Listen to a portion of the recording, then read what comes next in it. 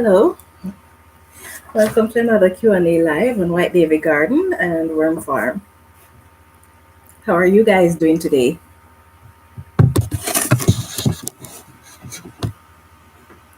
So today we are going to be talking about the path to successful gardening. I know for many it can be quite a challenge, whether we are new to gardening or we have been doing it for a while, because from time to time the challenges that we face change. I grow in my own. So sometimes we have to deal with climatic conditions, sometimes we have to deal with natural disasters or pests or so many different things that can affect our garden. And sometimes it is the case that we just don't have enough experience in what we're doing. Sometimes we're growing things for the first time. So there are many reasons why it is important for us as a gardening community to share how we can have a successful garden. So, if you are starting out for the first time, then how can you make your garden a success? Now, with the availability of information these days, it is easy to become overwhelmed. Sometimes you will see on the same topic, a few might be saying do this way, a few might be saying doing that way. And so sometimes it can be confusing. But the truth regarding gardening is that there is no just one way to do things. There's always more than one way that you can do things and have the same outcome. What you don't want to be doing, however, is to be trying all of the suggestions that are given, because then it becomes overwhelming. So it's good to look at the information that you have and to see what would work best for you. Sometimes it might take a trial and error situation to figure out what really works for you. So when I first started gardening, all I did was identify the spot where I wanted to put my garden, select the seeds that I wanted to plant, because I didn't start with seedlings, I always start with seeds. And then I just started planting. I didn't pay any attention to things like how deep you should plant your seeds or how much moisture or how much fertilizer your plants need. Nothing of the sort. I had no knowledge of the fact that some plants might need more sunlight than others. But you know what? Despite not taking any of these things into consideration, I still had a successful garden. Okay, Growing My Own says exactly. I always choose the ones that make sense. Yes, so choose what works best for you. So even though I didn't take a lot of these things into consideration when I was starting my garden, my garden still was successful. Later learned that I could have had even more success with my garden than I did back then, but nonetheless it was successful. So if you're a new gardener, don't pay attention to all the information that you are given. Rather than doing that, you want to just keep it as simple as possible, because it can be successful if you keep it simple. So what's my point? With very little knowledge, you can still have a successful garden. And there are many who want to start gardening, but then because of the challenges that they have heard about with gardening, the failures and stuff like that, they might not get started because they're thinking, oh, what if I face this issue, or what if my plants die, or but it is good to just get started. Get started, and then you learn along the way. So whether you know a lot or you know just a little, and even if you don't know what you're doing, dig a hole, put some seeds, and keep watering. As you do that and you see the plants start to sprout or germinate, you're going to start feeling excited, and then you're going to want to learn more about your plants. So the experience will come as you go. So don't worry about how much you know when you're getting started. The important thing is to get started, because once you get started and you start to see progress, that is going to motivate you to keep on going. But if you're there being concerned about all the challenges that can happen, which may never happen or may take a very long time to happen, just get started. It's as simple as that. Just get started. If you fail, you try again. But these days, there's no real reason for you to fail. Of course, we can't control things like natural disasters or climatic conditions, but there are certain steps that we can take to make things easier for ourselves or to make our garden more successful. Okay, so how many of you have actually gotten started with your gardens not knowing much about gardening, but you learn as you go? That certainly was my experience. I learn as I go. For years, all I was doing was just planting, looking at what's happening with my plants, and as I do so, I learn. Back in the day, there wasn't so much information available as there is now, so it was much more difficult then than it is now. So no matter how much you know, there is always new things that you're going to need to learn about your garden. So if you're going to wait until you have all the knowledge, then you can just think about doing something else instead of gardening, because so many things change constantly in the gardening community. For example, technology changes, method of gardening changes, new garden products are being developed constantly, new pests are being found from time to time, existing methods of dealing with pests and plant diseases, sometimes they are no longer effective because the plant disease or the pest get used to the treatment that is being used. So changes is always required. So don't sit and wait until you know everything or you think you know everything about gardening, because things are always changing and you don't really want to be left behind. You want to keep up with what is happening. Hi Makia, hey, how are you?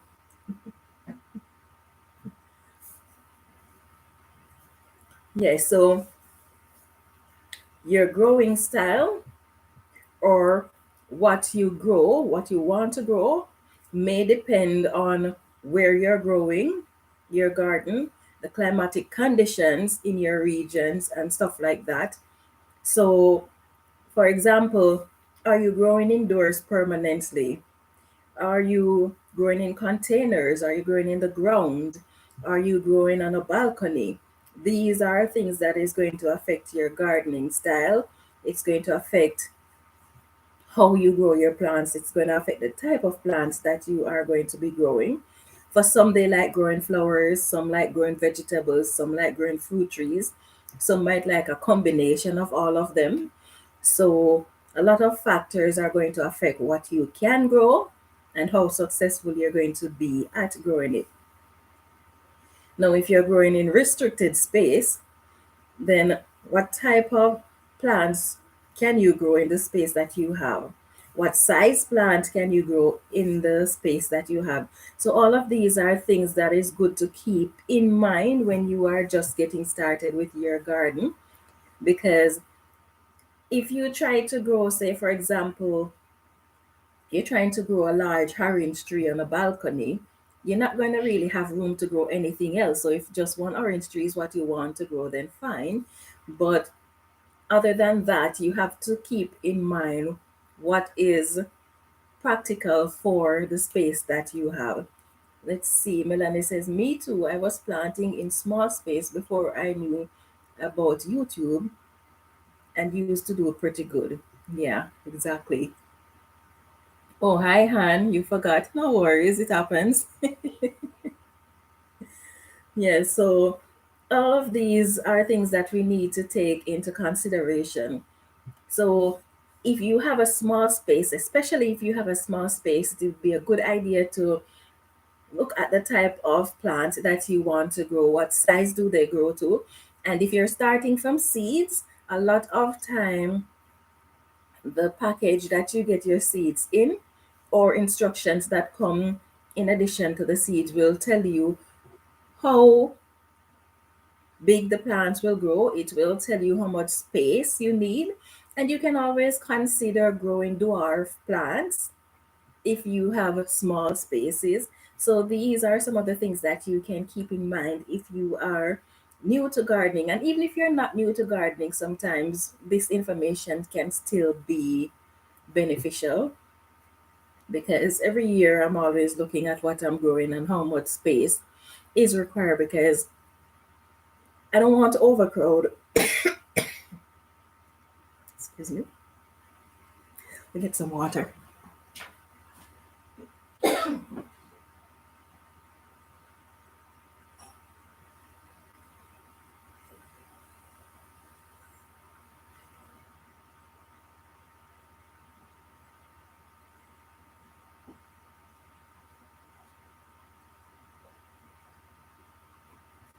Yeah, sorry about that.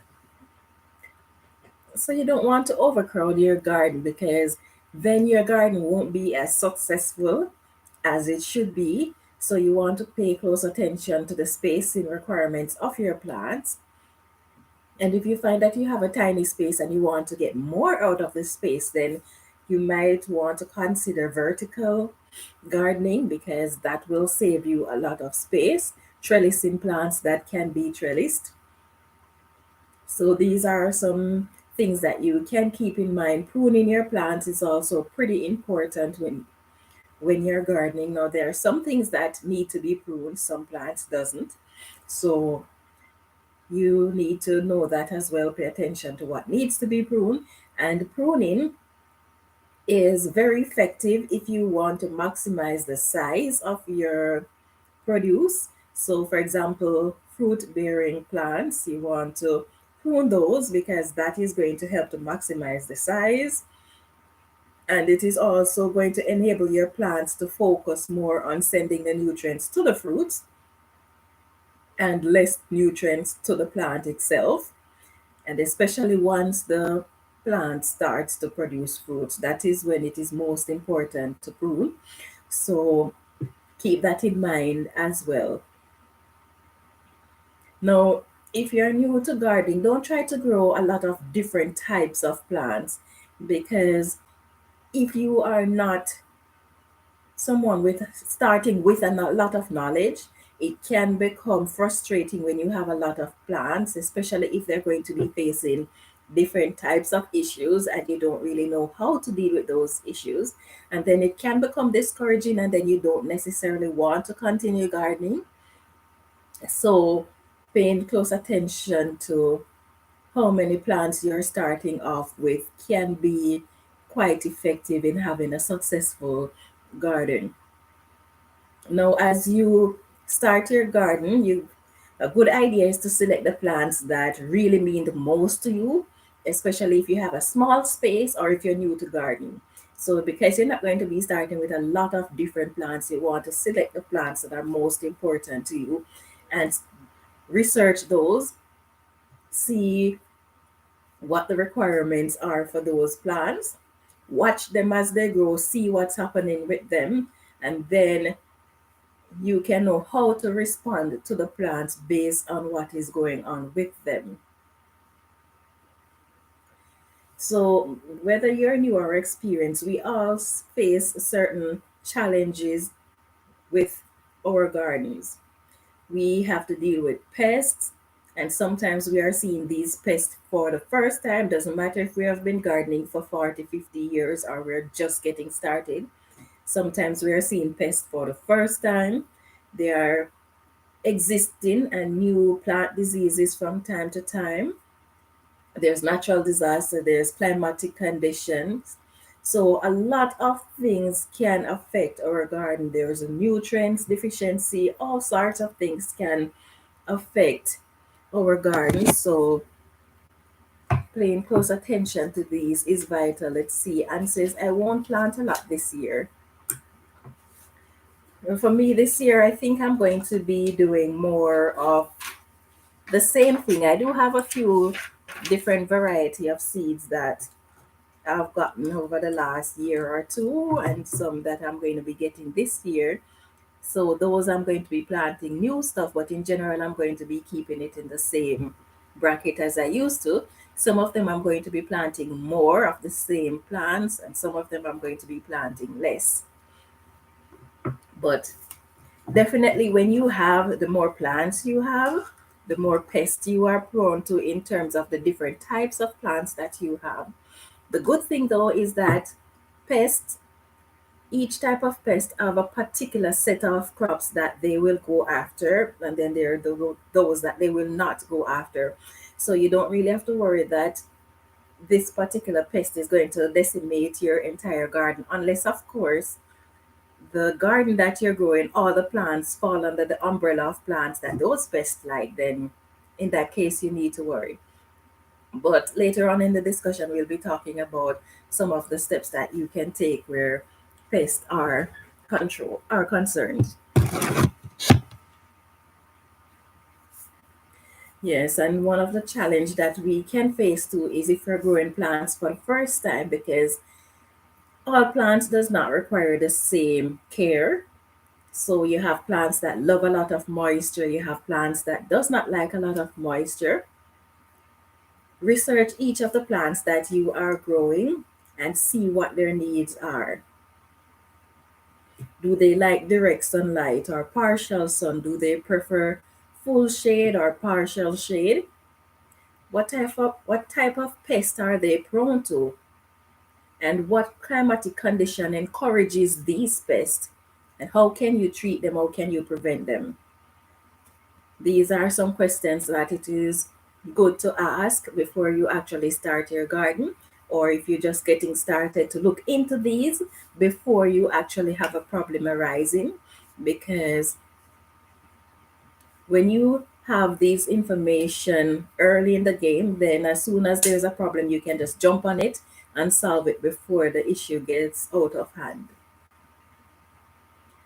One of the things that affect a lot of gardeners, especially newcomers, is the amount of moisture to give their plants. So, like I mentioned before, different plants have different moisture requirements. So, that is important for you to pay close attention to. But if you keep your plants watered daily, even if you're not giving them a lot of water, so some people might choose to water daily and just give the plants a small amount of water. Some might choose to water every couple days or every weekly. So it depends on the climatic condition again, because on a cool day, you really don't need to give your plants a lot of water. If it is rainy, you don't need to water your plants. On a hot day, or if you're experiencing drought, then you're going to need to water your plants more frequently than usual. So it depends on the climatic condition. It also depends on your soil type, because there are some soil type that will retain moisture readily. There are some soil type that water will just wick away very quickly. So all of these factors you pay close attention to.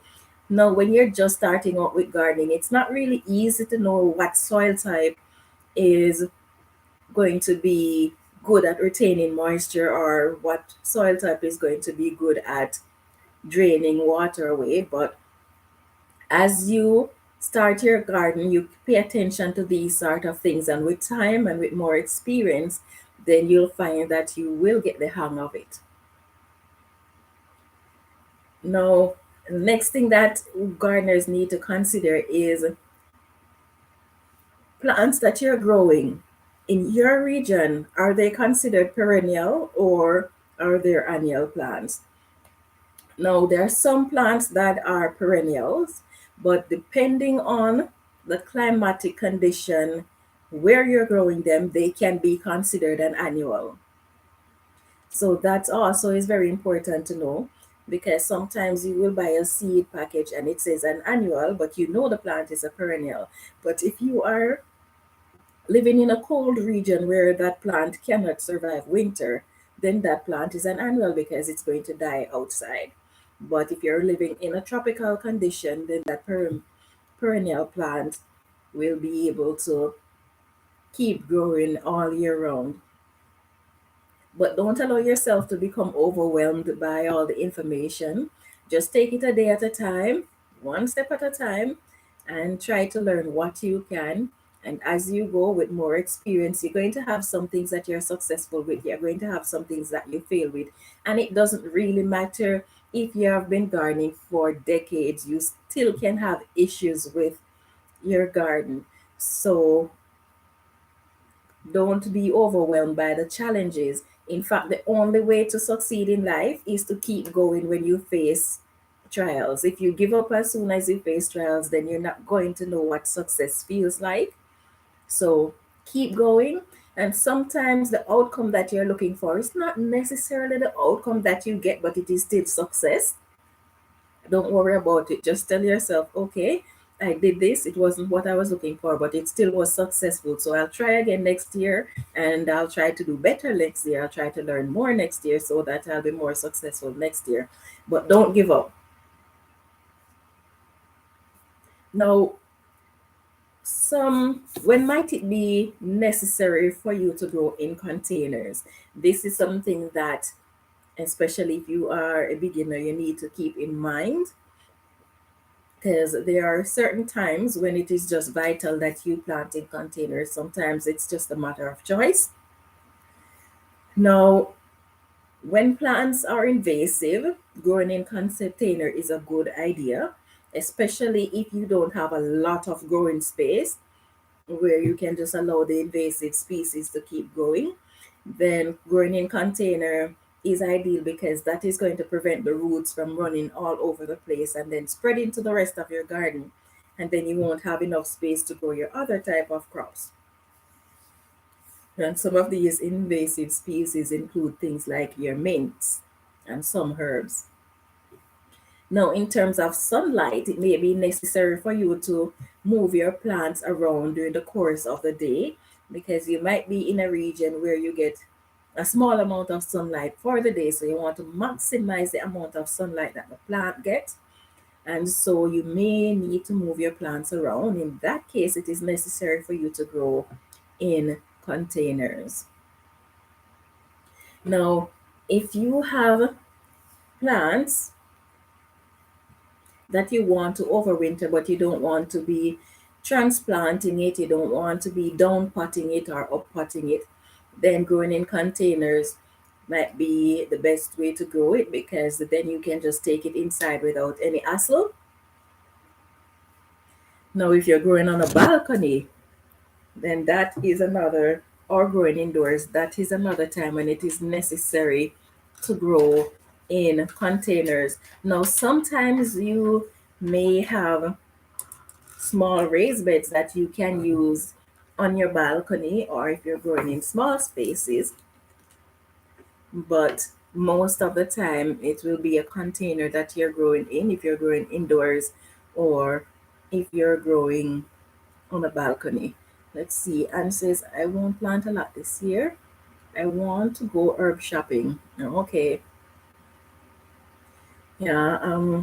I noticed that at the garden centers, they're starting to put out their plants, and they're starting, well, not certain plants like vegetables and stuff. They're not putting those out yet because it's just not, it's too early for that, because our growing season starts in May, the latter part of May. So they're not putting those out yet, but a lot of flowers, perennial plants that has to be kept indoors, those they are putting out.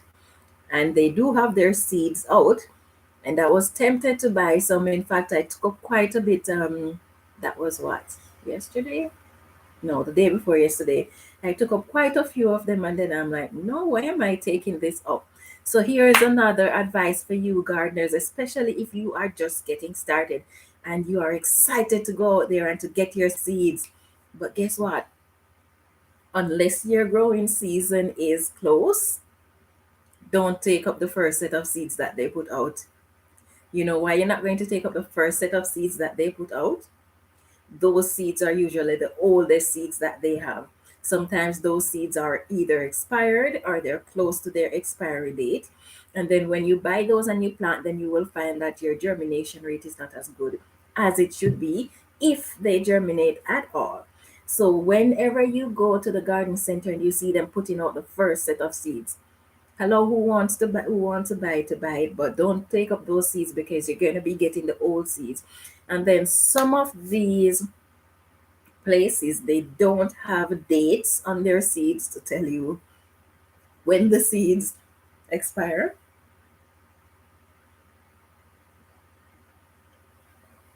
Yes, a lot of them don't have dates on them to tell you when they're expiring. So you have no idea whether you're getting old seeds or you're getting new seeds. So that is the main reason. If they had dates on it as to when they expire, then naturally you can take up the seeds as early as you want. But when the seeds don't have dates on them, don't take up the seeds. Let somebody else who doesn't know better, unfortunately, yeah, let somebody else take up those seeds, but try to get in there after that first set of seeds because you know how it is as gardeners. We are always so excited about getting started. So you see those seeds and you just want to grab them and make sure that you have them. Sometimes you're concerned about the seed supply not being enough. Well, if that is the case, where a lot of time in your region they tend to run out of seeds, then by all means go ahead and select those seeds.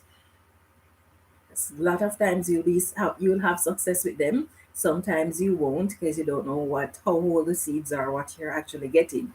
But if it is the case where seeds are readily available year round or during throughout the entire growing season, then don't bother to take up those seeds that they just put out, because at the end of the day what you want to have is a successful garden, right? So you want to get the seeds that are more viable.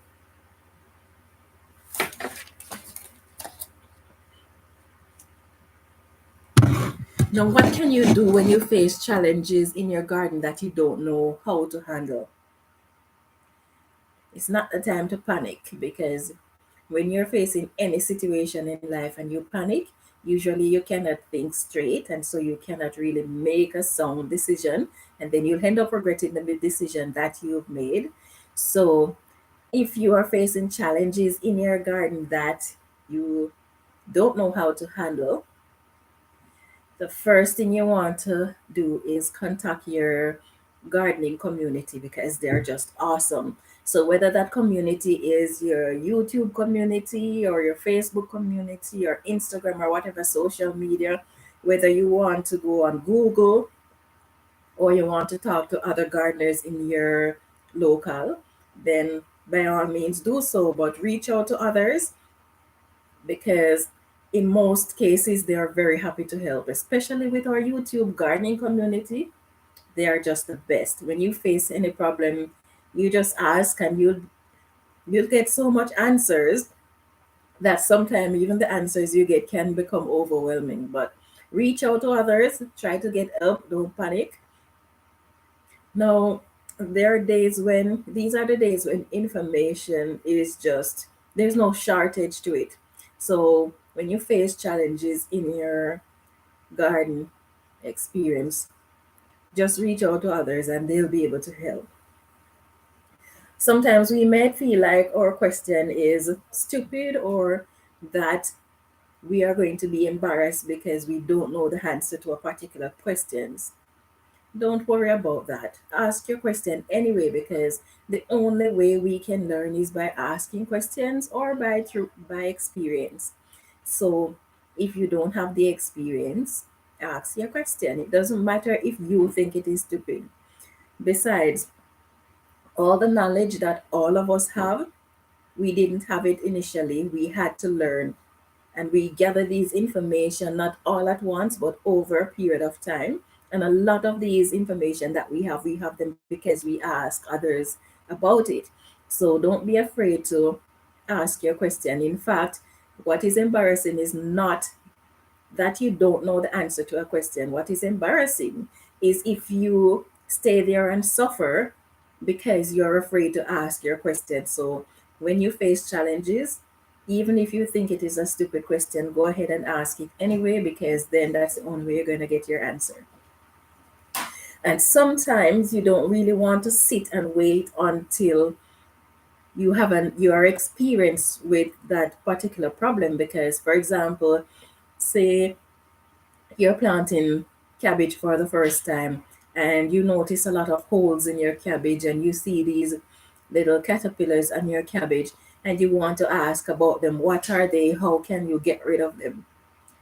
And you say, okay, I'm embarrassed, so I'm not going to ask anything about this. And you sit there and you wait until when the caterpillars eat down your cabbage, when you cannot get back that cabbage any at all, and then you start to have regrets. No, don't do it like that. Ask your question. Don't allow yourself to go through the bad experience all on your own, because we're all here to help each other.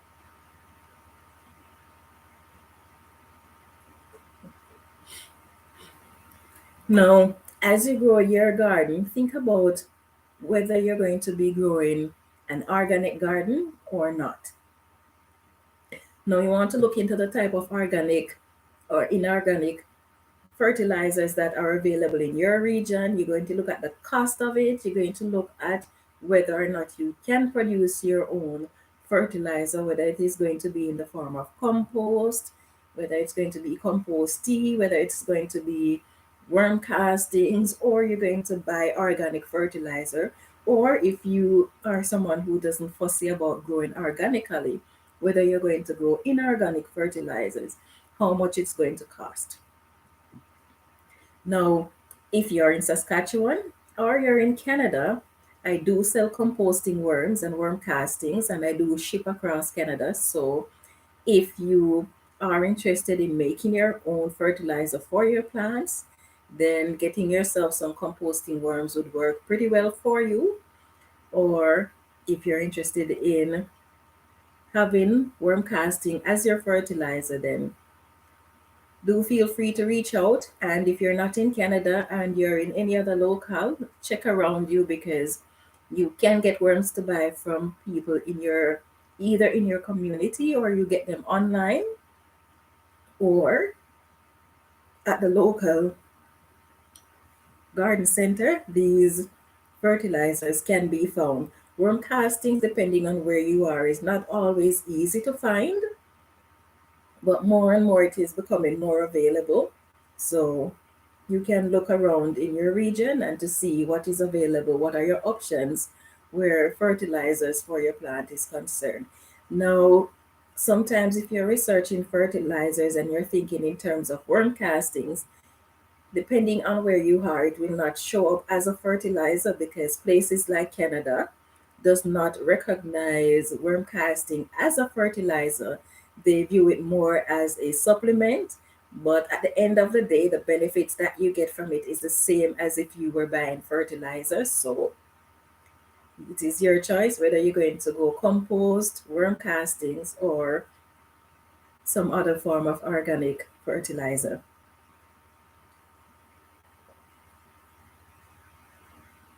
Let's see. Growing my own says, I'm planning to grow a lot this year, but the Airbnb is taking up a lot of my time. Yes, my dear, that's how it is. The more adventure we take on, then the less time we have for each of the things that we have to do. But you'll get there, don't worry, you'll get there. I know you're just getting started with that. So for now, it's a learn as you go situation. But as time goes by and you get into a routine, it's going to become a little easier for you. Yes, so just take it a day at a time.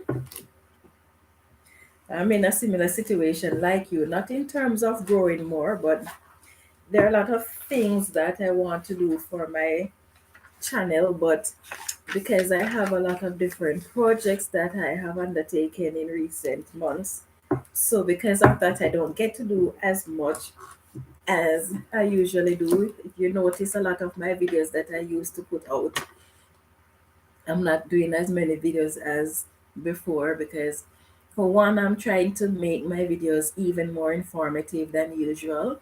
And then doing so require a lot of time, because then I have to sit down and plan each video detail by detail, what I want to share and stuff like that. So I need to have that extra time to ensure that I make it as informative as it can be. So because of that, I don't really have enough time to do the videos as I would like to. But I will get myself into a routine, hopefully sooner rather than later. Yes, but everything that we do takes time. Yes. So I'm working on that. And then after I get everything organized where that is concerned, then I will give you guys an update as to what the changes will be where my videos are concerned, where my channel on a whole is concerned. Now, whether you are new to gardening or you have been gardening for a long time, one of the things that is very strongly recommended is that when you go out to care for your plants, spend time to observe your plants. That way, if there's anything negative going on with your plants, you can see it right away, because every time you go out and you look at your plant, you get to see what they look like, what's going on with them.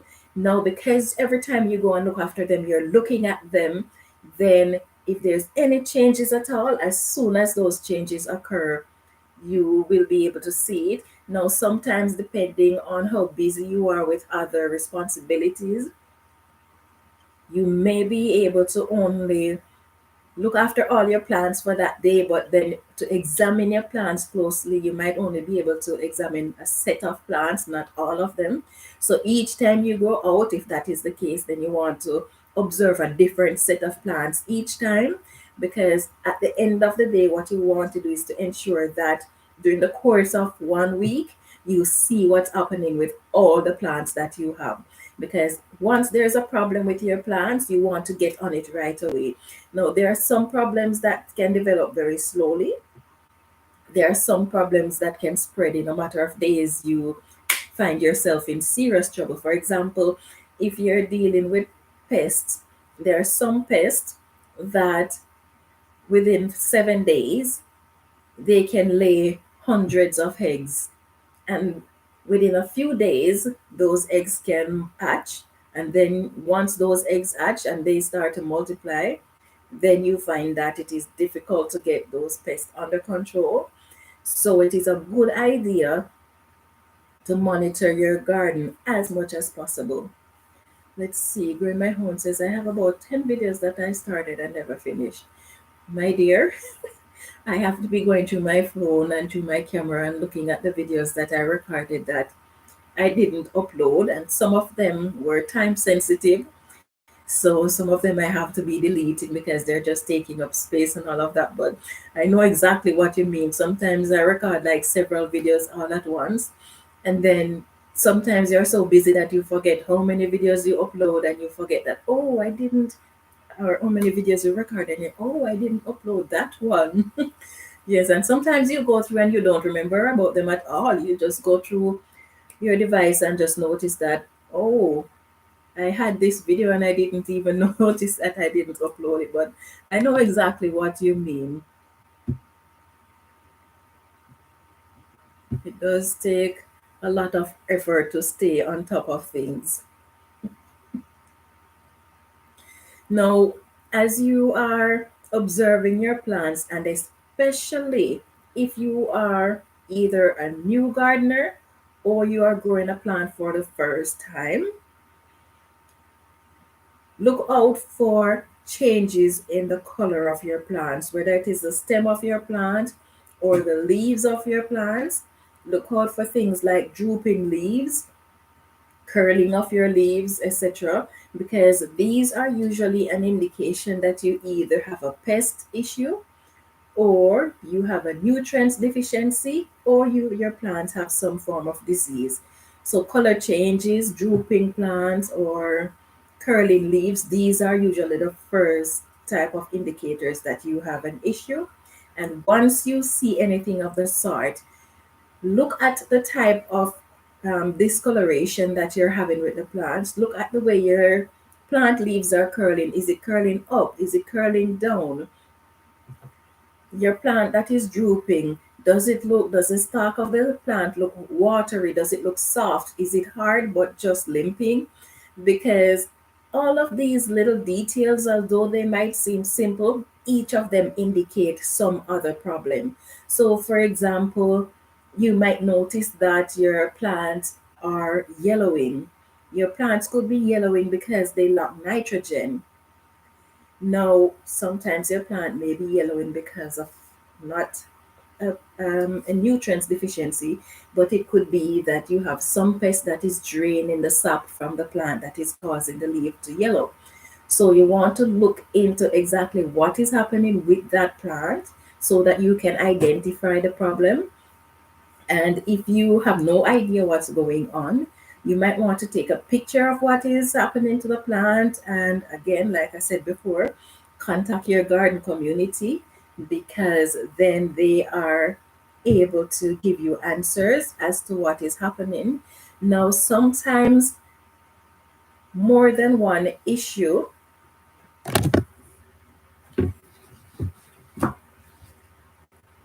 sometimes more than one issue can be causing the same problem.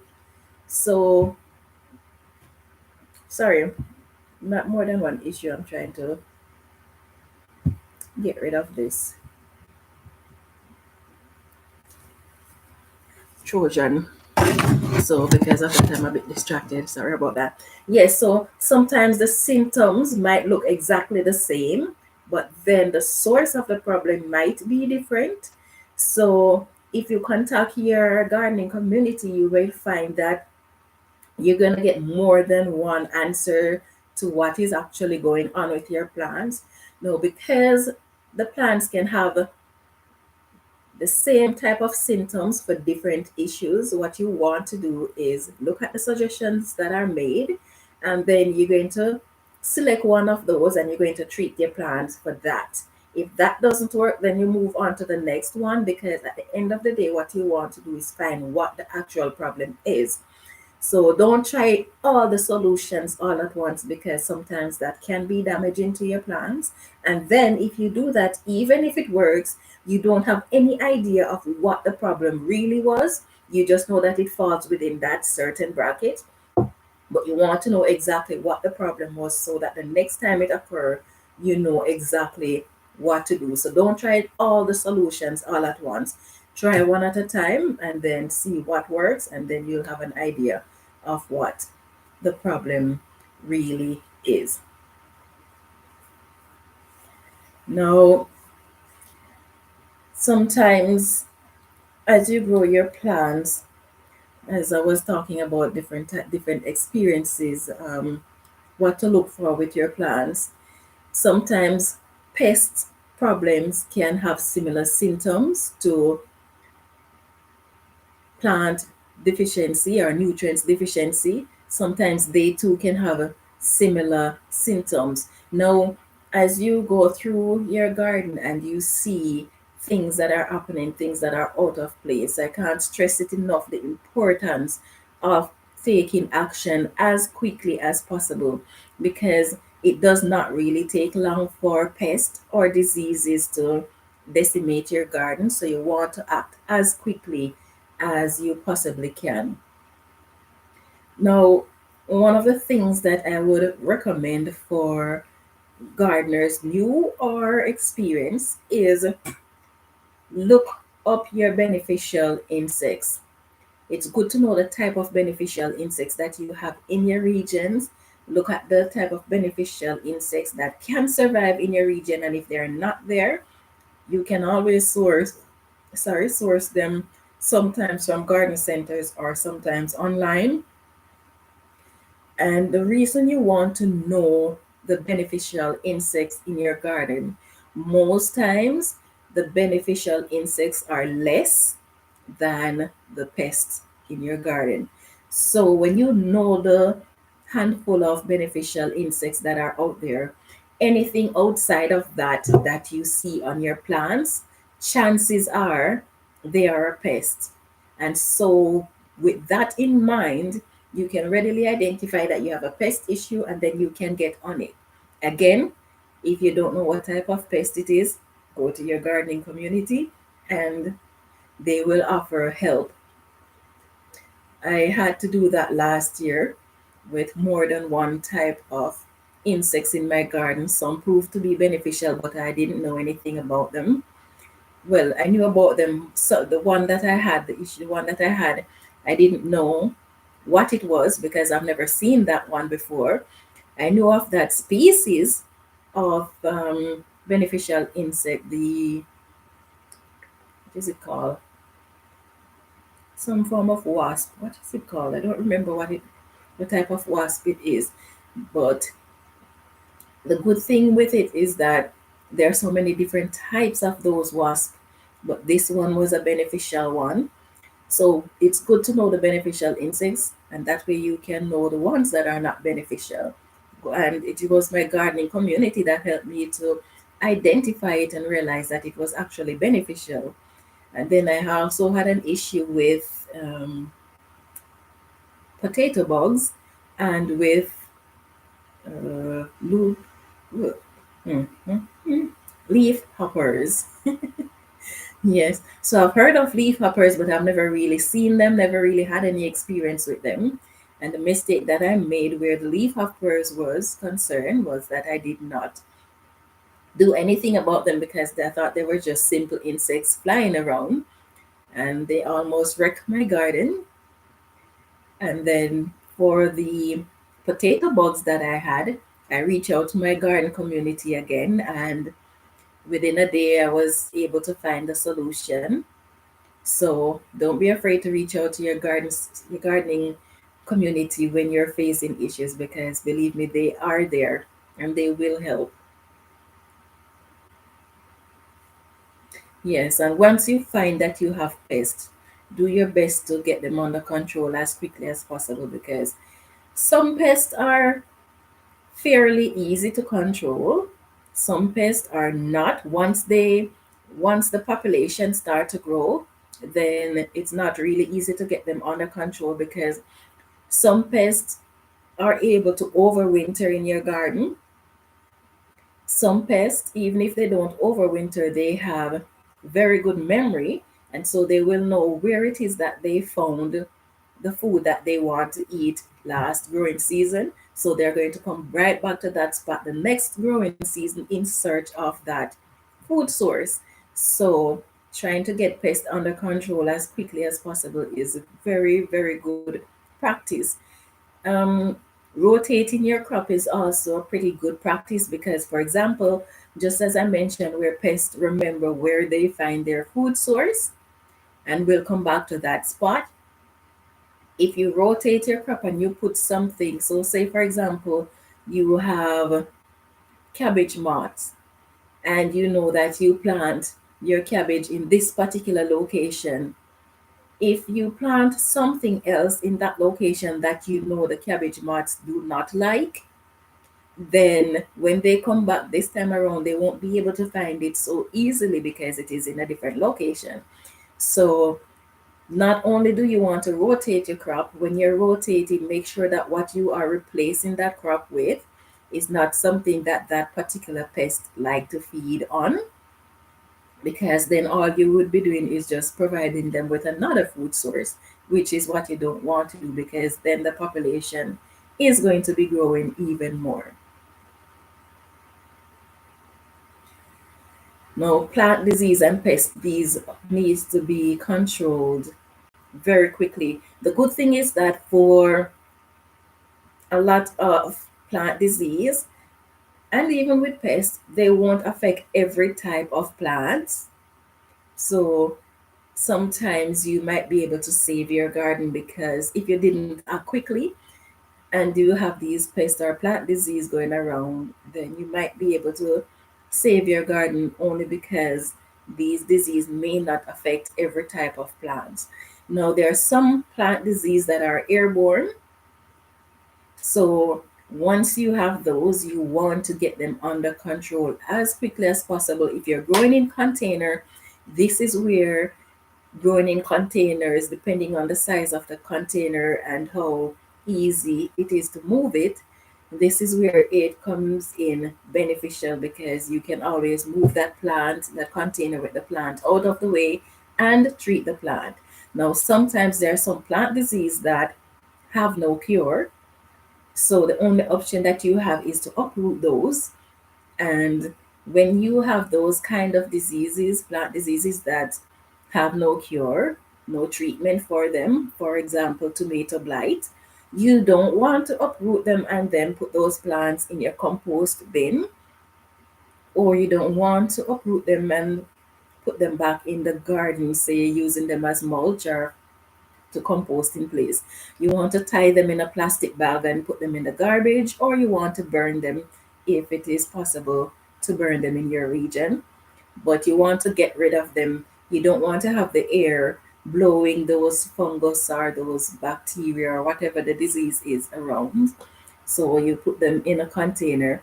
Some plants, when they have disease, you can trim off the areas that are damaged as soon as you see the damage, and then the plant might be able to survive, but that is not always the case.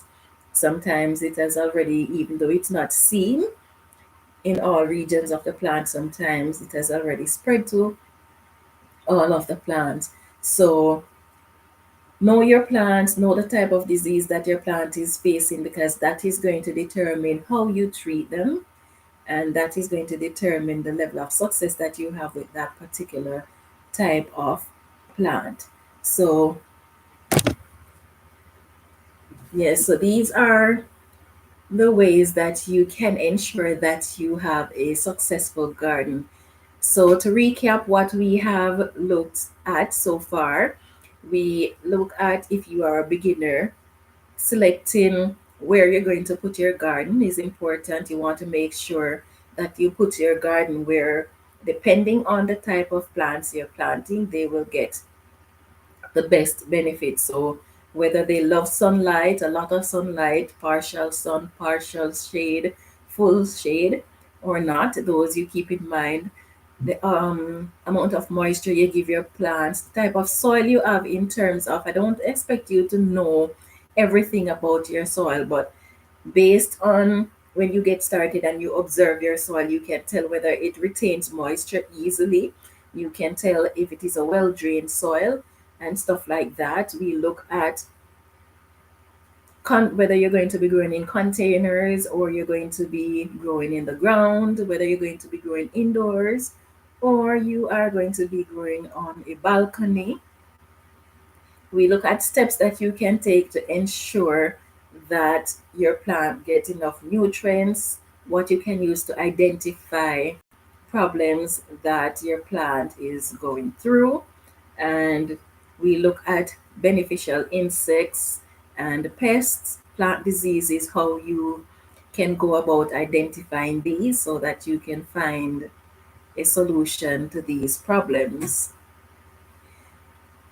So my channel is always open for you guys to ask your question if you have questions about issues that you're facing. I don't know everything. I don't know a lot either. I learn as I go and I talk to others so that I can benefit from their knowledge as well. And I do a lot of research.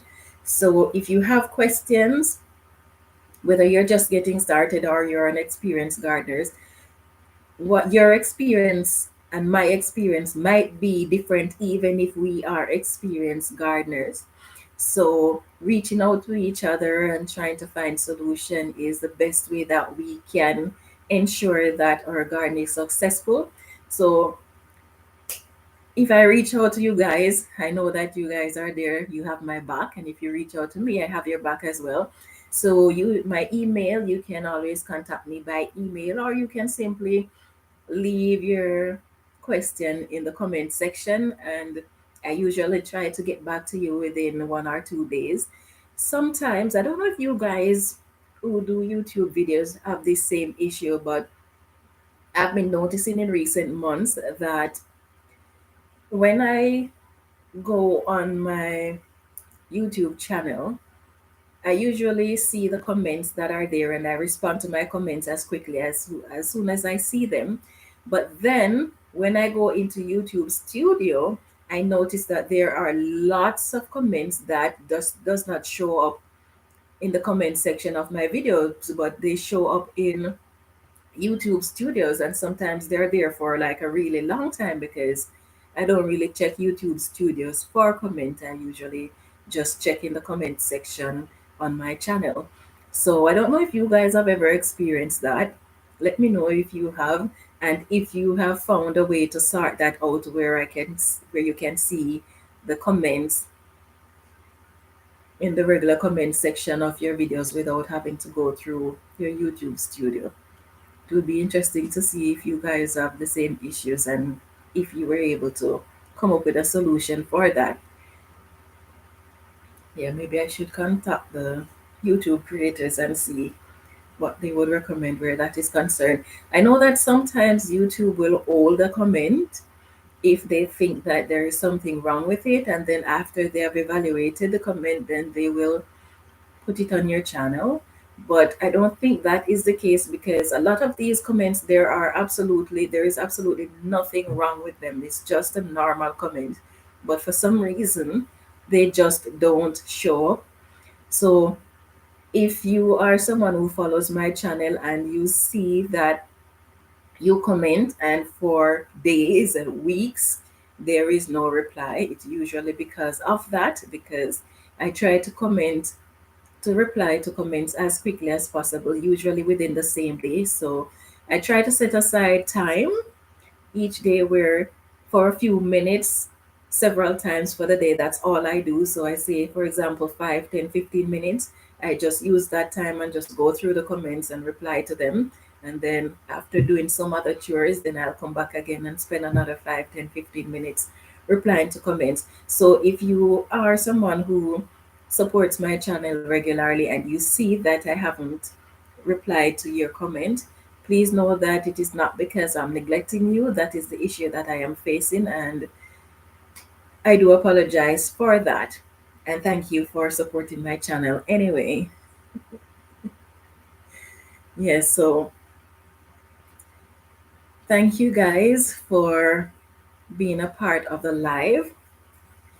I'm trying to work out a schedule for my channel in terms of the live is going to remain the same time. Videos are going to remain, well, going to be less than usual. But what I'm trying to work on now, for those of you who have been following me for the past, at least the last 2 years, will know that when I'm doing videos, most of my videos, I have like a long list of topics that I want to cover. So it's not record and go. It's usually topics that are selected even months in advance. So where my lives are concerned, I don't really do that. So I'm working on that now, where I will have my topics selected long in advance. What I'm trying to do, however, is in fact, even though I have those that topics that I've selected that I want to discuss for my videos, sometimes depending on what is happening in the environment, sometimes it might be necessary to change or do a different topic for that particular time. So sometimes that will get changed around, but I'll get there. I'll get it organized. And then you guys won't have to worry about today you're expecting a video and there is no video, or tomorrow you're expecting a live and there is no live. Well, for the live, sometimes that is not something that you have full control over, because sometimes internet plays a part in that. And we have been trying to get these things started out for quite a long time, but the internet suppliers in my regions, they're just pretty pathetic, and they keep coming around and saying they're changing this and they're changing that, and the issues still remain. So sometimes there's not much we can do about that. So like, for example, last week, we were on Friday, we were in the middle of discussing um, our worm farming issues, and right in the middle, like exactly in the middle of it, the internet just cut out. So I apologize to those of you who were a part of that discussion, and then everything just ended like that. Hopefully, in the near future, we'll be able to figure out a way to get that sorted out. Yes, even if I have to pay for data to do the lives, then if that's the way I have to go, then I might choose to go that way because it is important for you guys to have the information. That is the whole idea, the whole purpose of me doing it in the first place. So I know how frustrating it can be when you're listening and you're waiting for um, for that information, and then all of a sudden it's just gone without explanation. So again, I apologize for that. Yes. So anyway, thank you guys for being here, for supporting the live. We will be having another worm farming discussion on Friday, all being well. So on Mondays at 5 p.m. GMT 6 time, I usually do gardening Q&A live. And then on Fridays at 12 noon GMT 6 time, I usually do the worm farming live. So if you're interested in worm farming, or you want to learn more about worm castings, if you don't want to have a worm farm and you want to know about worm castings and how it can benefit your garden, then please feel free to join me on Fridays. So thank you all for being here, for your participation, and I hope you will have a wonderful, successful garden this year.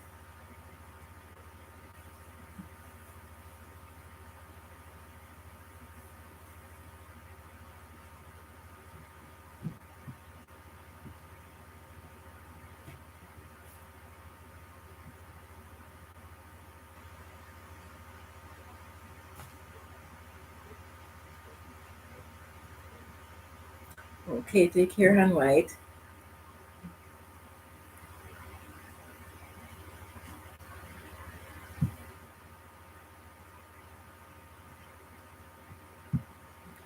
Thanks for all the useful information. Oh, you're very welcome, my dear.